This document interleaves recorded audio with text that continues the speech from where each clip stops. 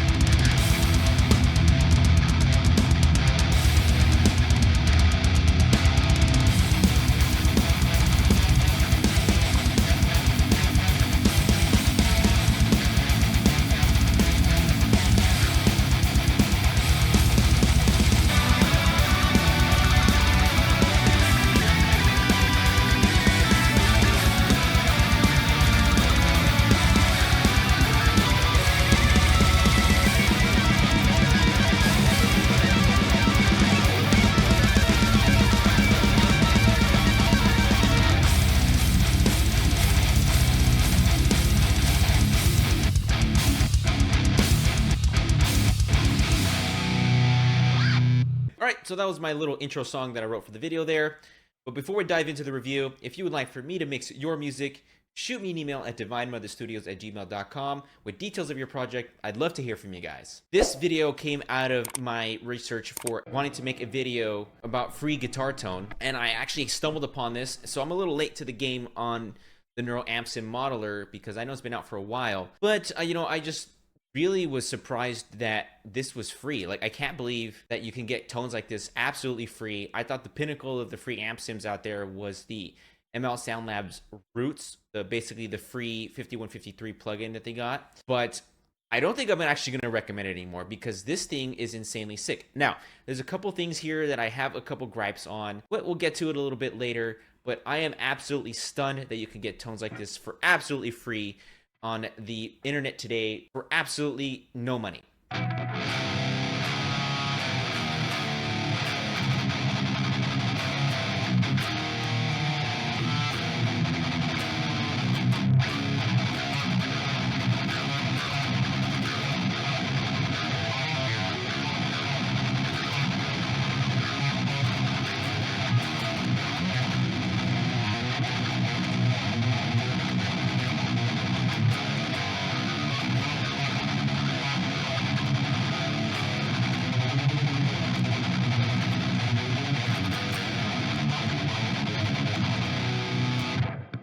That sounds fucking crazy. I can't I can't help but start laughing.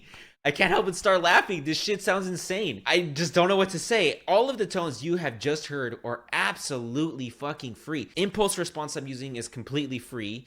The profile I'm using is completely free. The freaking plugin I'm using is freaking free. I don't know what else to say. It's fucking crazy.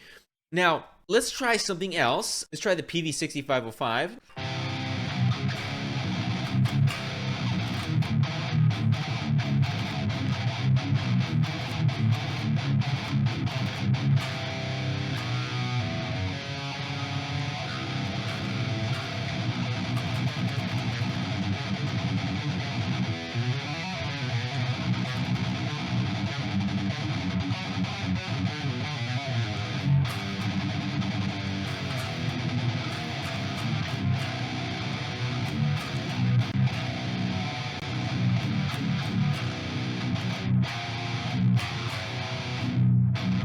And I'm not even using new strings. I mean, this is pretty insane. I'm not gonna lie to you. And yeah, I mean, it's completely free. You got a very simple interface, which I'm a complete advocate for.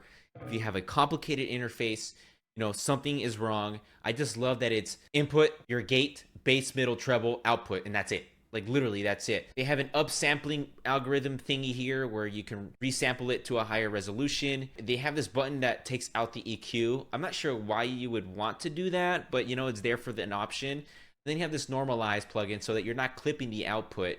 If I turn this off, it will get pretty loud.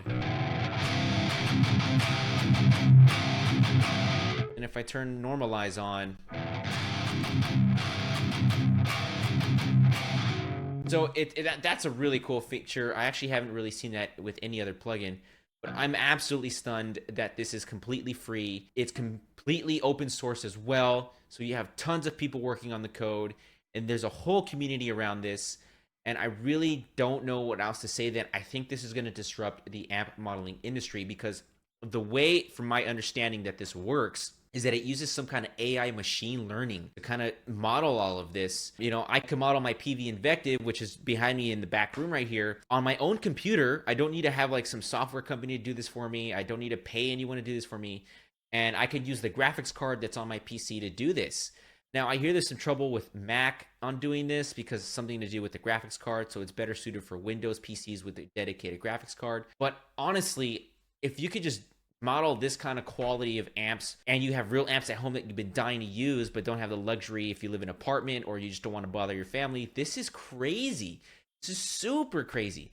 And the amount of free profiles that are currently out there is insane. There's a whole Facebook group out there. There's a website called Tone something. I'll link it in the link below. I'll find it and link it. But it's basically a website where you guys can search for amplifiers for this specific plugin and just load up profiles that people have made for it. Like this one is the 6505 Plus red channel with a Seymour Duncan 805 pedal, which I used to have this Seymour Duncan 805 boost pedal, and it was freaking great. I just had to get rid of it because I just don't play live anymore. I have no use for it. Nevertheless, that leads me to the first issue with this Ampsim, and that's actually that there is way too many options.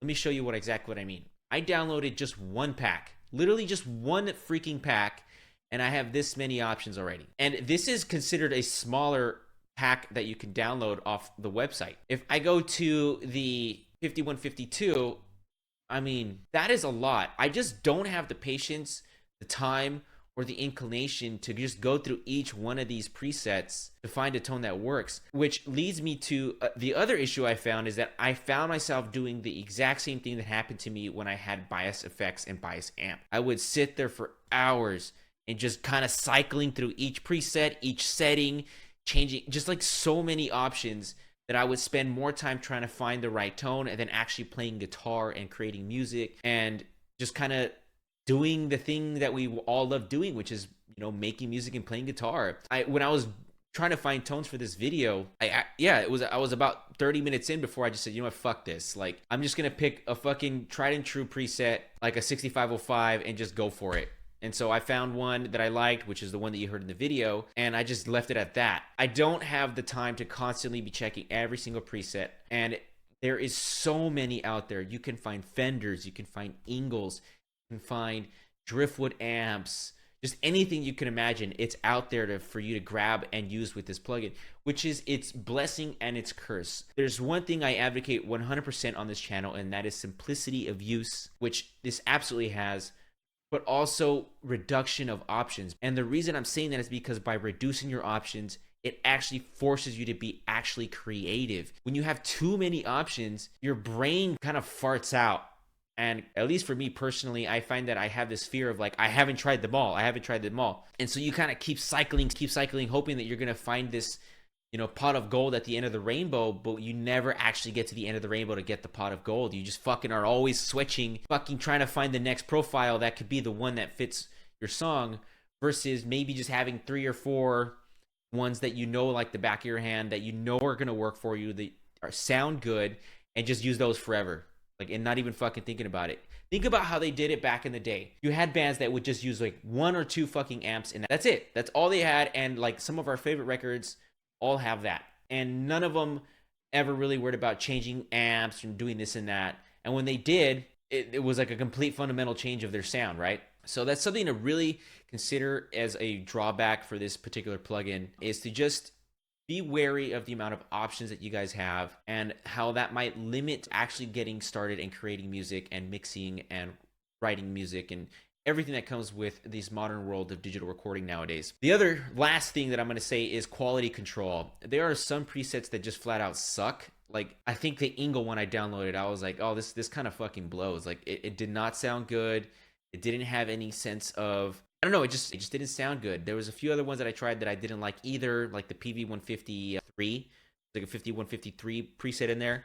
I didn't like that either. It just didn't sound good. I don't know, you know, so the capture method, while it's supposed to be kind of universal for everybody, is a little bit lacking in a way to control the quality of each individual preset that you come across on the internet. So what I would recommend around this is to find one that are maybe just promoted by the developers themselves, or, you know, like the ones I found, which I think were made by a person named Helga. Those are really good. And like I said, just limit yourself to a couple presets. But once you find a preset that really works, it fucking works. I had a really suspicion that it wasn't gonna feel like a real amp. I really think the STL tones, they have nailed the feeling of a real amplifier, as well as the Bogren Digital MLC 100. That also nailed the feel of a real amplifier, but this is really freaking close.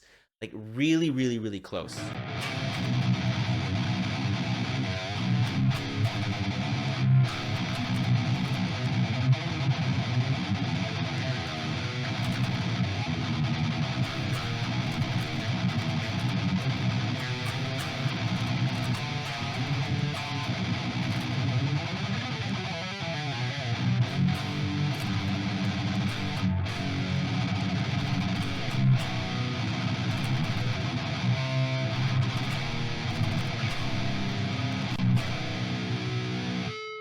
It sounds fantastic. I mean, it really, really does. Like I said, when you find a preset that works, it just works. It's awesome. Now, there is going to be continuous updates to this Ampsim. As it's open source, I'm sure that there's going to be constant improvements. Everyone and their mom's going to be working on this. Everyone and their mom's going to be uploading their profiles and stuff. And I really hope this turns into kind of an industry disrupting kind of thing, because if you can kind of get this for free, I kind of don't really see the justification for paying more than maybe $100 for an Ampsim nowadays if you can get this for free. And I'm honestly still probably going to stick to the paid versions that I've already acquired, for the sole reason that they do limit my options, allowing me to just get straight to the point in creating music and creating content for you guys, instead of having to cycle through all a bunch of options and stuff. But nevertheless, if you're just starting out, fuck all the other options. Get this shit. This shit is the shit. It's fucking dope. It just sounds so good. If you get the right preset and the right IR, I really don't see why you shouldn't just gun for this one right away. So if you enjoyed this quick review, give me a like, a comment, and subscribe, and I'll catch you guys in the next video.